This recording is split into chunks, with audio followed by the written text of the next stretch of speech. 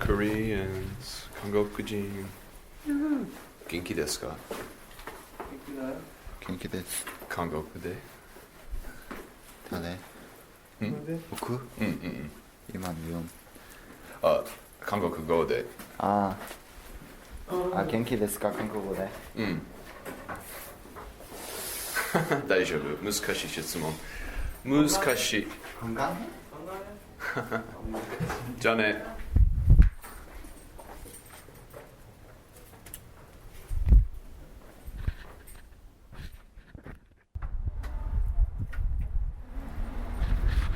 All right.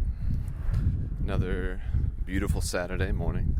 It's been about a week, I guess, since the last recording. And it's time for another walk. This weekend is a little bit different than last weekend.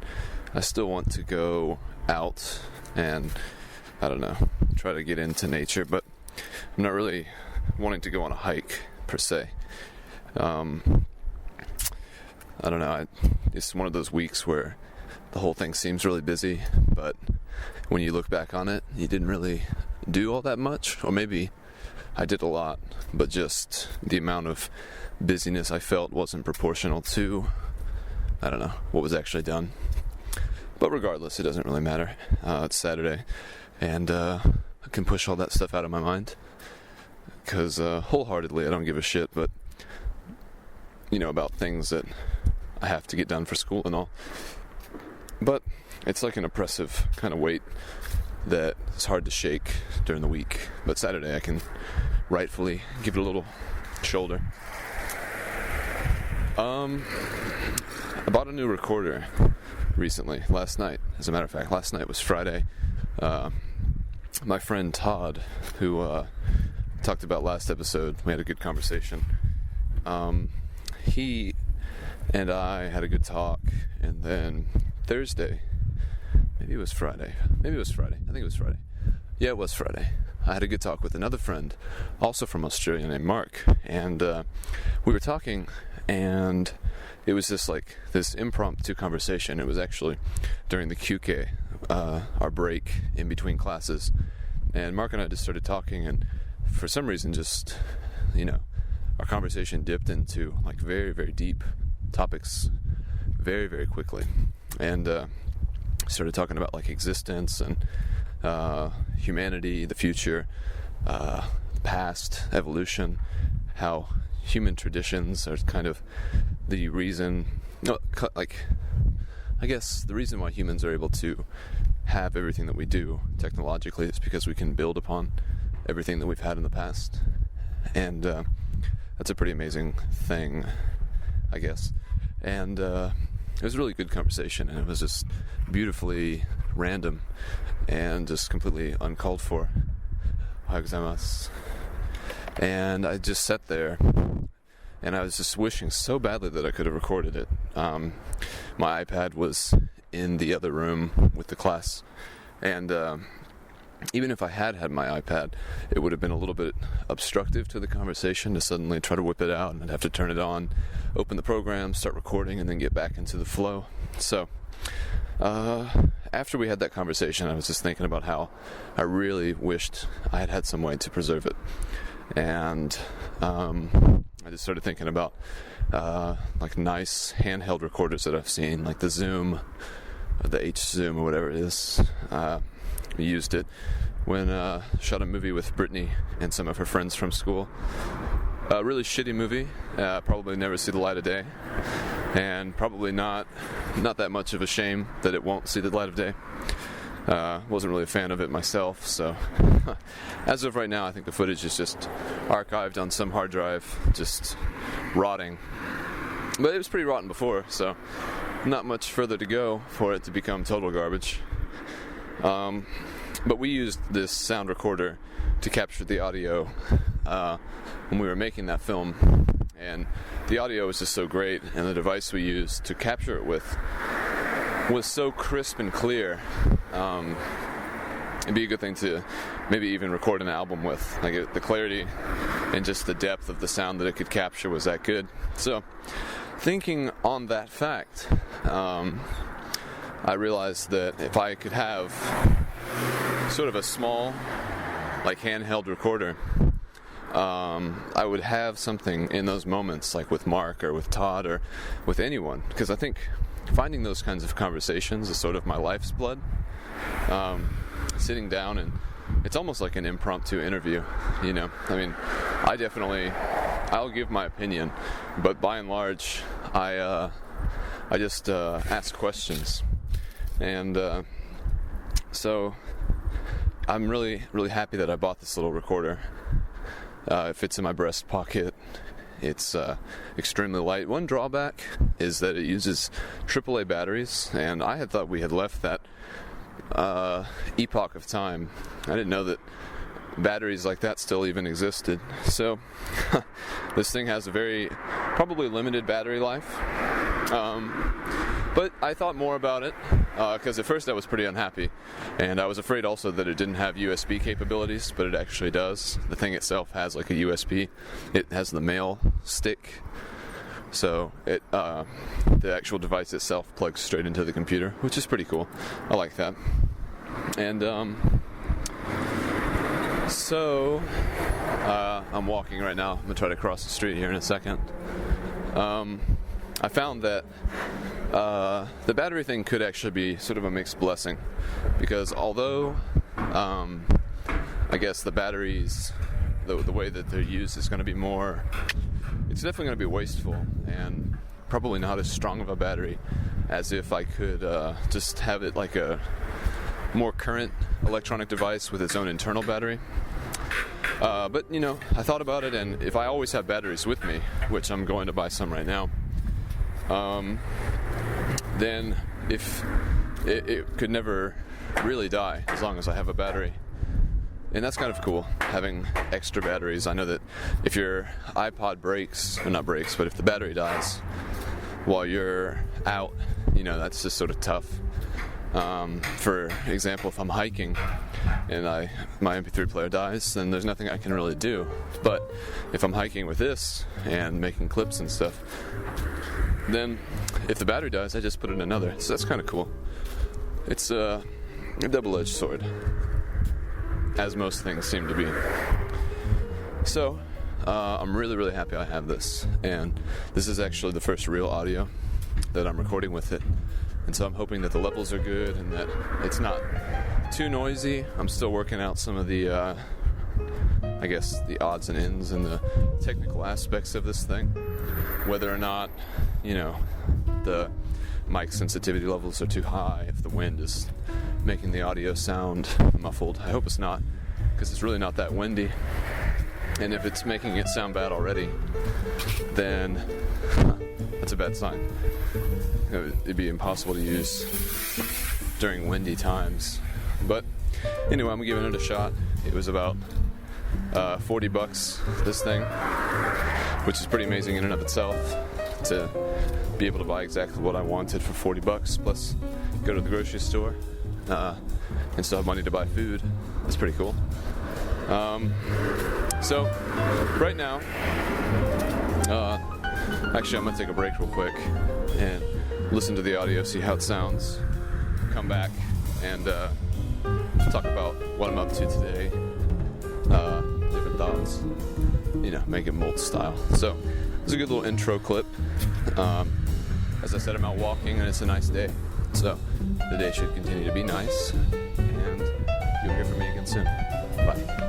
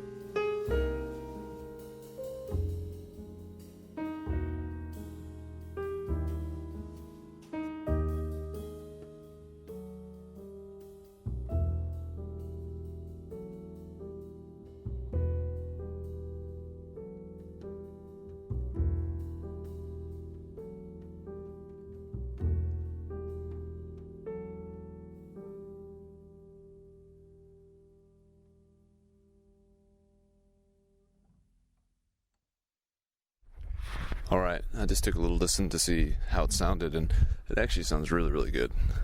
Very, very happy with the way that sounded, and really, really excited about the possibility of what this little recorder can do for me.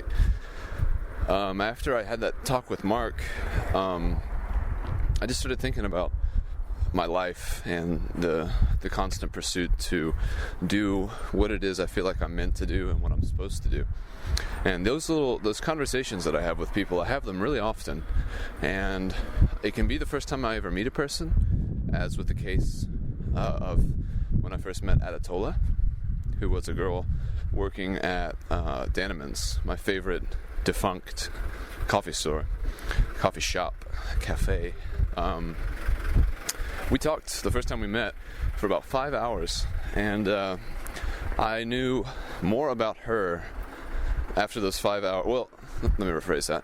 I knew a lot about her life after those 5 hours, and that was before I even knew what her name was. I've always been pretty bad with names, although I've never really thought of it as like a bad thing, because names to me are just not important. So I don't even feel I'm never ashamed or embarrassed when I don't know someone's name, because I don't think a name is an important thing. And so, like with Adetola, I could talk to her for a really long time about substance, and her name, to me, for some reason, that was like a significant part, was that I just didn't know her name, but I knew her. The name and the person are not like inextricably linked. The name is like a in addition sort of thing. So for future sort of meetings like that, where I meet someone new or meet someone I already know, and have a conversation, I hope to be able to actually capture it now, and by capturing it, put some real value into preserving what is said, because I don't know, it's an important thing, Ohayou gozaimasu. Preservation like that, I think, is an important thing, and since that's sort of like what a big part of my life revolves around, just people talking. You know, on the internet, people talking is what I research. I like to listen to debates, to lectures, documentaries, things that have people speaking just about different aspects of their life or different aspects of the world. You know, now that I can harness those things, I don't know, to me it seems like I'm going to really take advantage of the fact that I have this tool now, and I could see in the future like this being some sort of a viable way to spend my life. Just, I don't know if maybe reporting would be what I would do. I definitely don't think I would be suited to be like a big media company type reporter, because there's not really any substantial depth to major media reporting. So I definitely would want to stay away from that. But I don't know, if I could create a podcast that really took off, that was, you know, along the lines, although certainly not the same as like This American Life or Radiolab, you know, these sort of humanistic kind of story-based, I don't know, shows that to interview different people and just sort of try to get to the meat of what makes that person tick, and, you know, get to the heart of what their favorite and most important ideas are.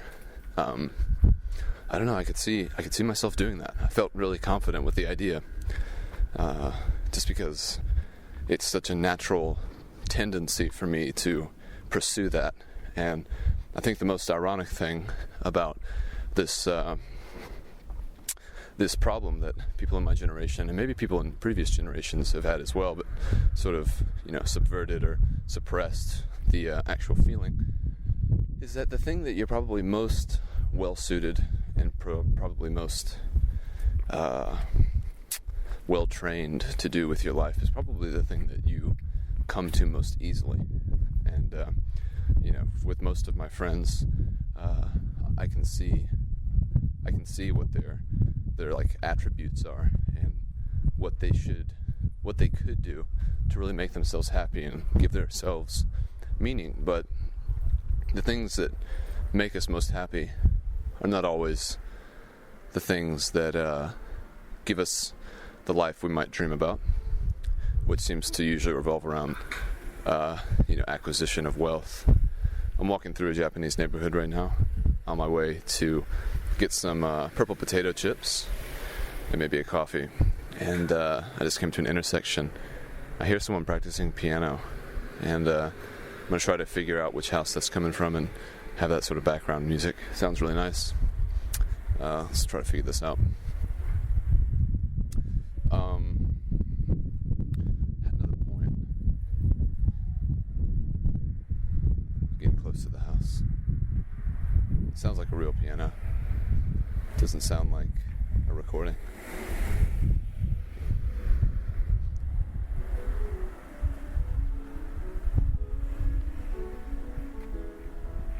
Huh. Cool.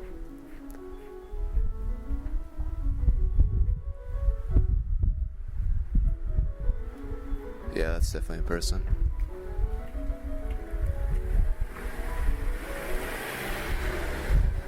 Saturday morning, definitely at what time is it? 11:25. It's a good time to play piano. If I had a drum set, I probably wouldn't be on this walk.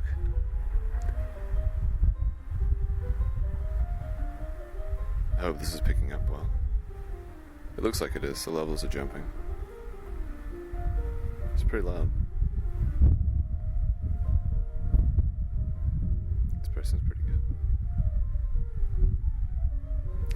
To me, this seems like, I don't know, sort of, we were just talking about what to do with life and everything, and how to know what you're supposed to do is to just do what you do most readily and most naturally. And then now here's someone playing piano. You know, I'm sure they love it. They sound great. I'm sure it's something that they've been doing for most of their lives. Maybe this person is a concert pianist.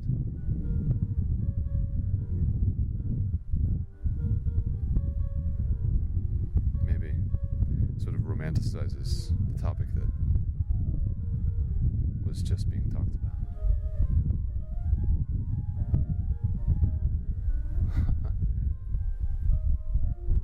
A very Romeo and Juliet kind of deal with me right now.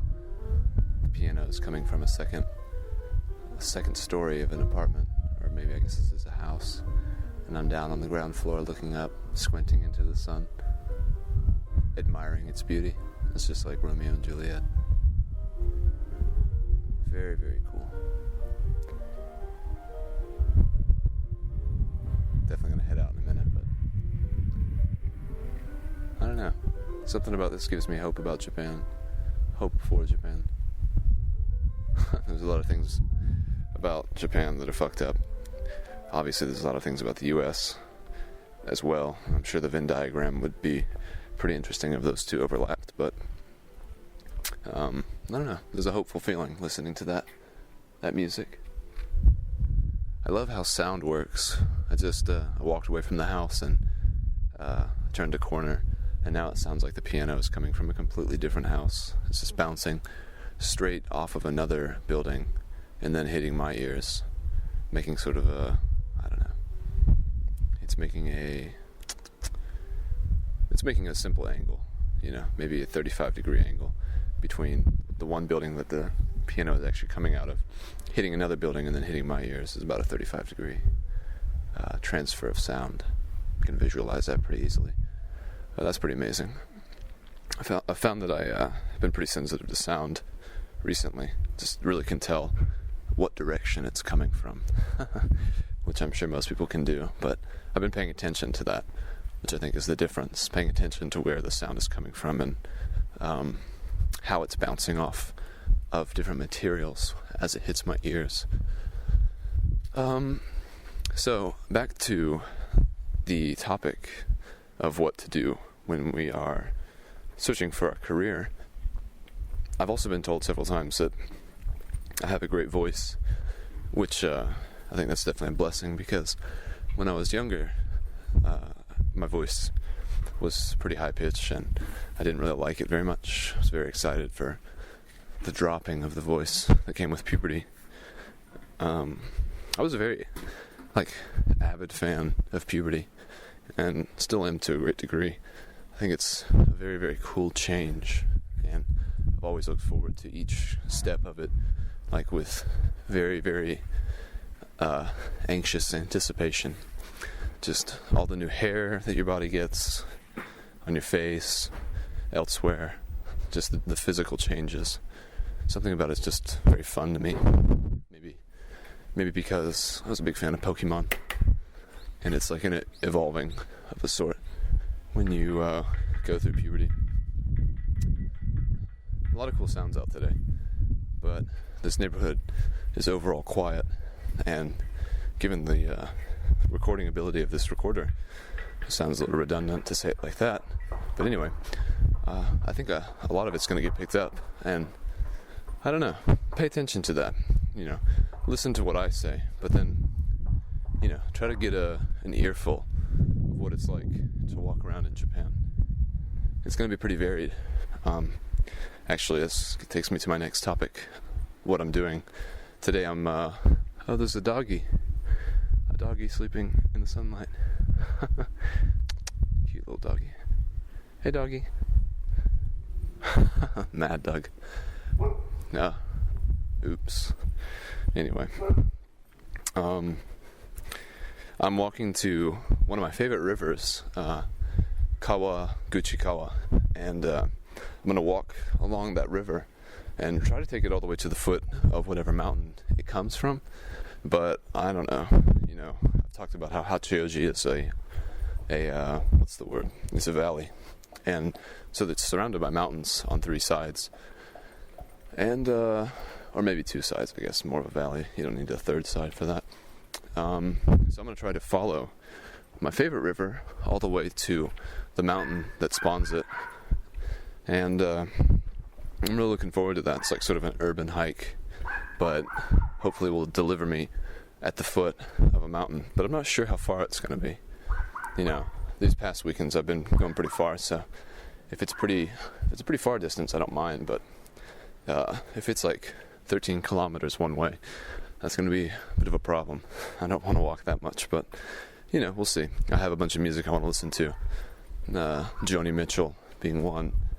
At the Setsume, at the advice of one of my roommates, said Joni Mitchell's Blue album is supposed to be really good.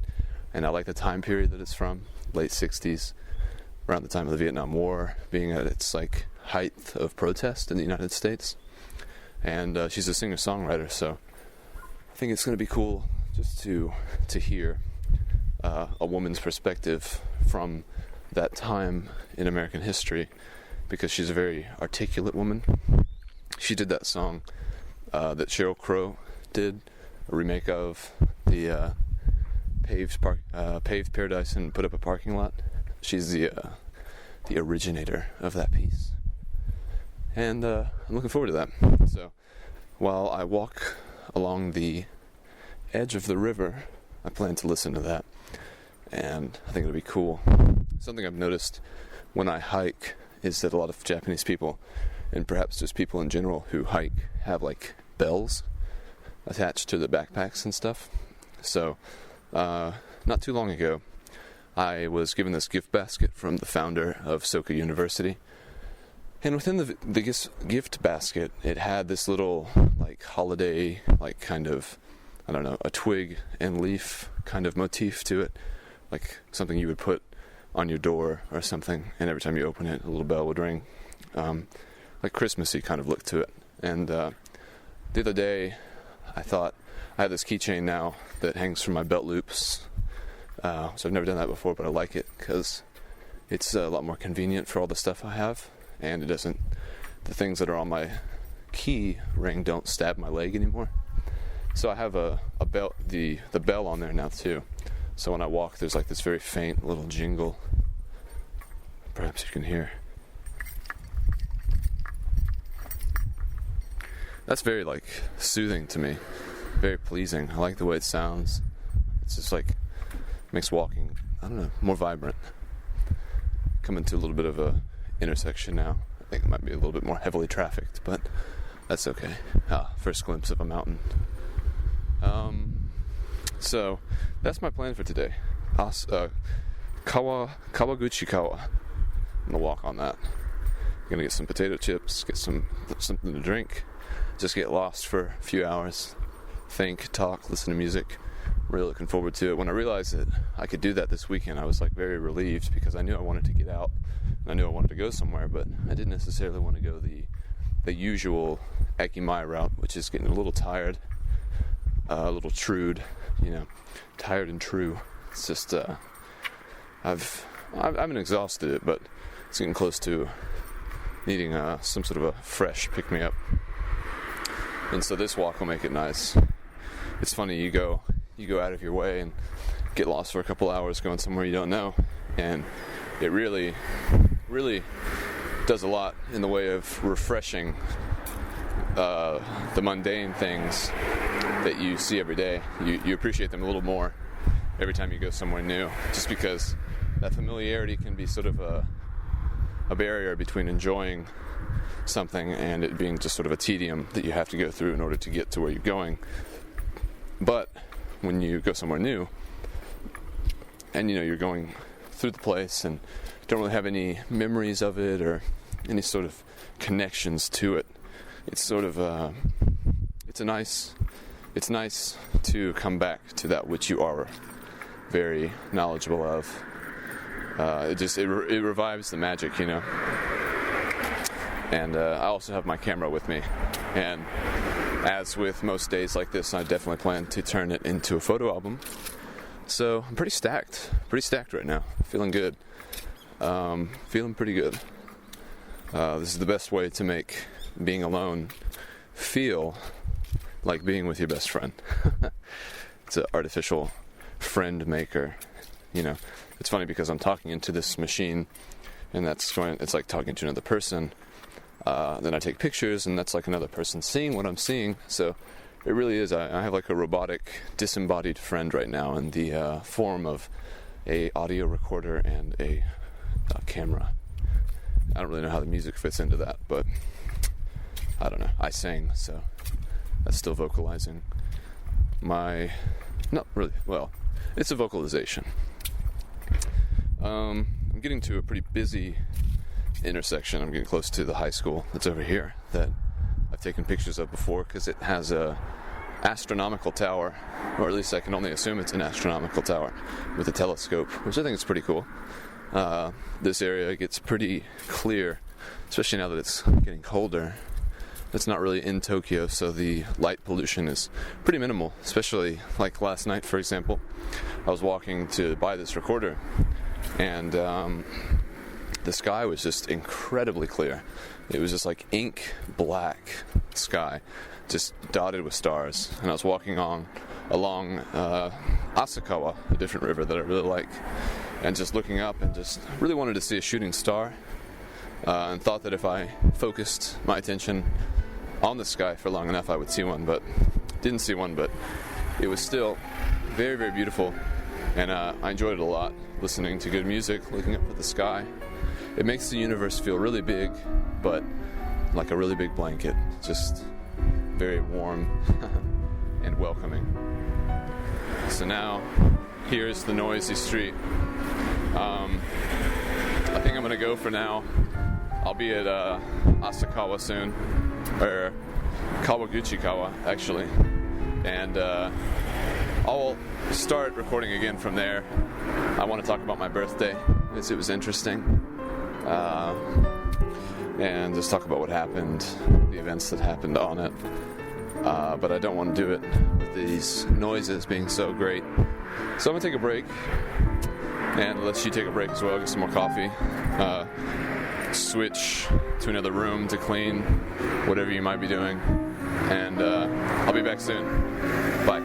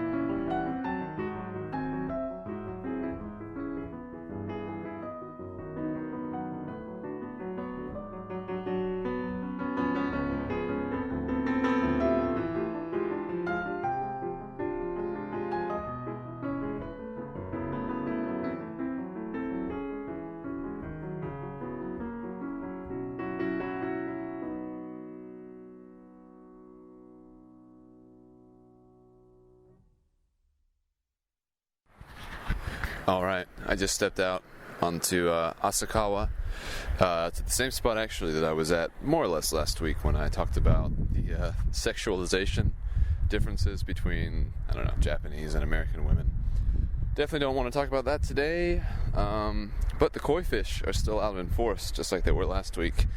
And being over this way just reminded me, or no, I realized that I'm going to have to double back, come back the same direction that I'm walking right now, because the Alps grocery store that I'm going to, where the potato chips are, is in the opposite direction of Kawaguchikawa that I wanted and will travel. So I'm going to have to do some backtracking, but that's okay. I really love this little stretch. It's a whole nother world. It's completely different feel and just, the noise level just in and of itself after the stretch in between the neighborhoods that I was at where the piano was and I guess the beginning of where I can actually walk along Kawa is the noise difference is just, I don't know, the serenity here is just palpable in the air. I can just feel it. The sun is brighter here. The sound of the moving water, the fish just lazily, floating, almost placid in the water, ducks, there's rocks everywhere. I love it. It's great. It's great. It's the reason why I'm going to be traveling up the river today towards the mountains, which if I turn around, I can see the mountains that I want to walk towards, and they don't look so far. 5 miles. I don't mind doing like a 15-mile walk. That doesn't bother me. Sounds like a great way to spend a Saturday, especially if I'm able to record a lot of it in one way or another, listen to music. Which reminds me, the way I transitioned from track to track in the last episode, I really, really liked how that was done. Having that music sort of fade in at the end of an audio like talking track, and then have maybe a minute or so to play without me speaking, and then kind of fade out into the next clip. I think that was like really, really awesome. I like that a lot, and that's going to be my new policy from here on out. It's that sort of like transition from talking to music. It's just so fluid. I really liked it, and the Boards of Canada was a perfect first music to experiment with that kind of style of transition. That music is just so serene, and I don't know, it's very electronic, obviously, but it feels so organic and acoustic, despite the fact that I'm sure that it's all made with synthesizers and things like that. So quickly, before I get to Arupisupa, I wanted to talk about 2 things. My birthday. Let's start with that. So my birthday was 2 days ago now. Today's the 17th, which, if you can do the math, means my birthday was the 15th. And it was a pretty usual day. There were a few things that were certainly special about it. One being the fact that I didn't go to class. And that actually had nothing to do with it being my birthday. It was a coincidence. But Thursday, a group of students from a sister school that has a sort of exchange relationship with my university brought in a group of middle school children to be in an all English environment and play games and just sort of learn and share with each other using only English. And so for some of these kids, it was the first time that they'd ever seen a foreigner, a non-Japanese. And so that was pretty special. And it was fun. I had to prepare and make the game myself. And so it wasn't necessarily stress-free. But, playing with children is pretty easy. I found that, being with kids without much preparation is a lot different than being with adults or people my age without much preparation. Kids are pretty forgiving, as long as you're fun and can make them laugh and they can make you laugh. That's all that really matters, I think. And that was definitely what we did, just play the game. I gave them little hints of figures that were on these cards, and they had fly swatters, and so I'd be like, who here in these cards has black stripes and yellow fur? And then they'd hit the tiger. And just simple things to test their vocabulary, I guess. But it was fun, and so I didn't go to class and left after playing with the kids and just went back to the dorms. I had a lot that I wanted to do that day. I had a session of English for him at 6:25 to 7:25, which is never really fun to go to because it's so late. But I knew that was looming in the future, and I wanted to send out Christmas presents. So I spent a lot of time at the dorms doing push-ups, and I don't know what I did really. But I made, I know I made the podcast. I think I made the podcast before I left. the last one. I just put it together real quick, and got all that stuff together and left the dorms at around 4 o'clock for the post office, because I figured that would probably be a bit of a struggle sending these 2 packages with Christmas gifts in them to my family, and then to little Brittany Lawlell back in the States. And it was a little bit of a struggle, and I'm still not even 100% confident that everything was sent properly, but I think that by and by, over time, these next couple weeks, those packages will find their way to where they need to go, and so that makes me happy.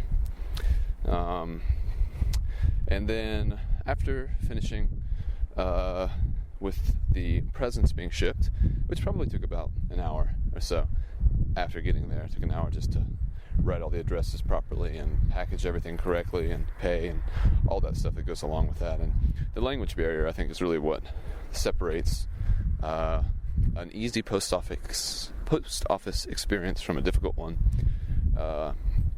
But I've been to the post office so many times since I've been here that it gets easier each time, and learn new vocabulary each time, and ameliorates it, makes it better.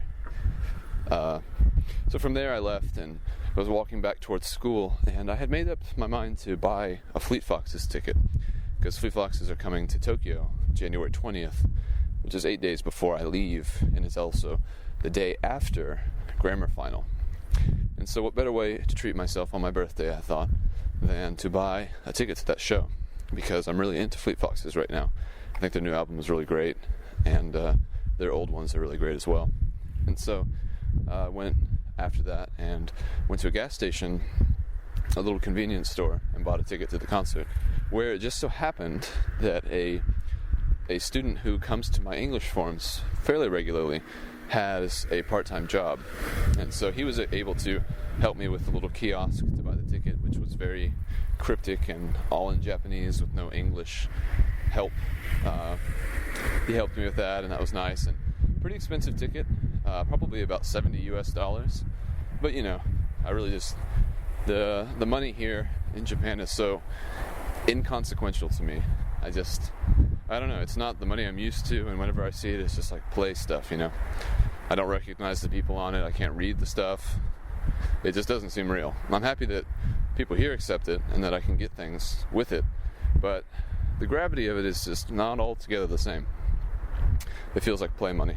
I talked to my parents on Skype, and I also talked to Brittany on Skype on my birthday, and my mom said, after I said something similar about money, just how she's going to send me some Monopoly money, which really is how I kind of feel about Japanese money. It might as well be just for a board game, because I'm bored and it's a game. That funny. So yeah, I talked to my parents as well on my birthday. After getting the ticket and after the English forum, I had a little Skype date at 8:30 and talked to them, and that was nice. And my sister was up too. Pretty nice of them to wake up so early. It was like 6 in the morning their time, 6:30 to be precise, and they had all managed to rouse themselves to talk to me. A nice little pick-me-up, I'm sure, for all of us on my birthday. And then I talked to Brittany, which was definitely the most refreshing thing that I've done for the past few months. Haven't talked to her forever. The internet at the dorms really sucks in almost every way that internet can be a frustration, and I haven't been able to do any sort of like video chatting, or I don't know, it's been such a barrier to communication back to America. And I had bought her, Brittany, an iPod Touch before I left so that we could do FaceTime and stuff, but can't do FaceTime at our dorms. It won't, either the network doesn't support the FaceTime capability, which is probably the case because it's got to be a really old internet system for how shitty slow it is, or whatever other myriad of reasons it could be not working FaceTime, that is. Anyway, was able to talk to her from like 2:30, maybe 2 o'clock. Talked to her for 3.5 hours till about 5:30. I went to sleep and had to wake up at 9:40 the next day to go to school. But totally worth it. I didn't really feel all that drained on Friday. It was a great thing to do. I loved hearing from her. It made me want to get home even more. And I'm going to be here for another 40-something days. And I'm counting them down for sure. When I first got here, I thought it was sad that I was going to only be here for six months or so. But I think now, with all that's happened and all I've learned, 6 months is just about the right amount of time. I don't think I'd want more. I don't think I'd want less. You know, it's a good amount of time to get in, get out, and get stuff done. There's a little kitty cat downstairs, close to the river. Hey, kitty. Hey. Pretty cat. Took a picture. Maybe be the album art. Probably not. Probably could find a better picture. But anyway. So, that was my birthday. And unbeknownst to me, only yesterday, Friday, the day after my birthday, did I find out 2 monumental events in my life. One more objectively so, and the other definitely more of a personal thing. 2 things happened on my birthday this past year. And I've turned 22 now, and don't really feel all that different, but definitely am getting older and aging. So 2 things happened. One, the objective one, was the official ending of the Iraq War, which I think that's pretty amazing to have happened on my birthday. Not that there's anything auspicious about the 15th, although I did some research this morning, and World War I was also ended on December 15th in like 1920 whatever. So there are some precedents for December 15th being sort of a notable day, but it's amazing to me that ended on my birthday. I remember, that's happened within my lifetime, the Iraq War. I remember when it first was announced that it would be started, and I remember, things that happened in the interim. I remember being in, was it middle school? Middle school, I think, watching the presidential debates between Kerry and George Bush in 2004. I remember watching and hearing that Kerry had lost and being I was disappointed, even as like an 8th grader or whatever I was. I wanted Bush to not be the president, and I could sense the massive degree of change that was just on the lip of achieving if John Kerry had been elected president. But alas, we were not granted with the new president, and Bush was reelected for a 2nd term. He's the war president. People say that if you are in the midst of a war, the chances of you being reelected are pretty strong, because people don't really want to change political parties that are trying to mitigate in time of war. It's just not a comfortable feeling. And so Bush was reelected, and 2004 to 2008 passed as it did. And so that was interesting. Iraq War ended. That will be easy to remember for the rest of my life. And then the personal note that is very, very sad and a huge, huge loss to me is the passing of Christopher Hitchens. Some may know Christopher Hitchens, some may not. He's in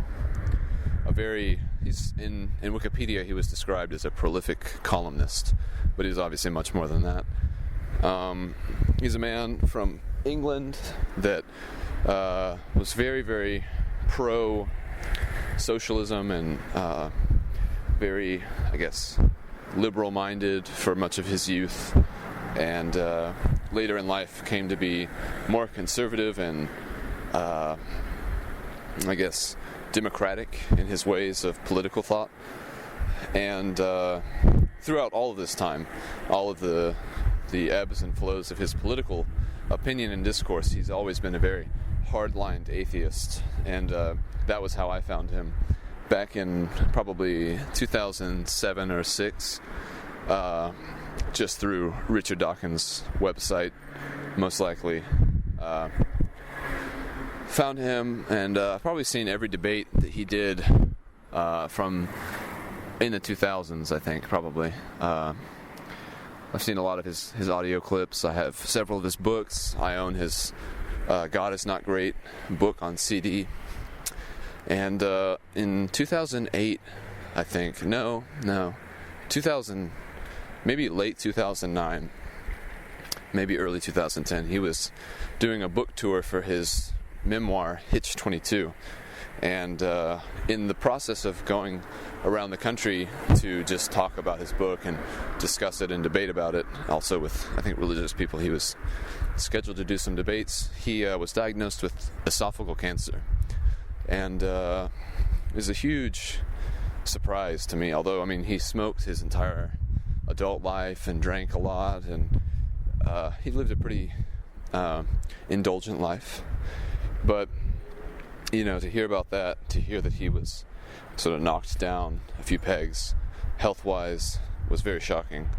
And I've been keeping careful track of him, you know, trying to make sure that he's been okay, and, you know, just every once in a while doing Google searches to see the latest news. And wrote him a letter when I lived in Atlanta last year, just, you know, saying that he was a great person in my mind, and no matter what happened with his health, he lives on through me, because his ideas were so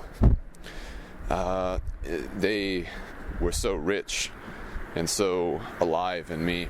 And so I just wanted to give him whatever I could in the way of peace of mind and sort of immortality, just to let him know that, you know, through me at least, and I know others, thousands of others as well, he lives on and will live on. And he passed away on the 15th of December this year. I was hoping to go see him during his tour for his memoir, Hitch 22, because he was going to come to Atlanta. He was scheduled to stop by. And there was a time also back when I was in high school when I had first found him, where he was touring with God Is Not Great, that he stopped in Atlanta. But very unfortunately, I had to work that day at Publix, and there's obviously nothing to be gained about talking about how much of a waste going to work that day is in comparison to going and seeing this great man speak. So I won't go into that other than to say what I have.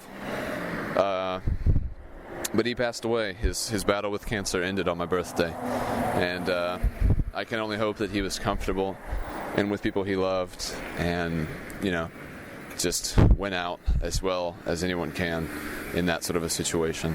Cancer has been a big part of my life, starting with my mom's father dying of cancer when I was young, and seeing him in the hospital, and just sort of having a realization in glimpsing his misery that, you know, there's no fairy tale ending for some people. You know, sometimes you go out and it's not pretty, and life can be cruel like that. You know, there's no guarantee that the end will be a fairy tale. So that was sad. And when I saw that last night on NPR's front page, I was just shocked, and I just kept saying out loud just how shocked I was. My friend Maxime was in my room with me, and he was talking about something, and, you know, I really couldn't process what he was saying, and he kept talking, and I was saying, like, wow, this is like one of my favorite people. He just died. And Maxime was talking about something like, I don't know, there was a concert last night that I didn't go to, and I think he was talking about going to that. So, apologies to Maxime. I don't know what the hell you were talking about, but that was a very powerful moment in my life to lose Christopher Hitchens. And so this birthday will definitely be one to remember, easy to remember. And that brings me to Alps. I'm at Alps now. So I'm going to go on in, get my provisions, and I'll talk to you again soon. Bye.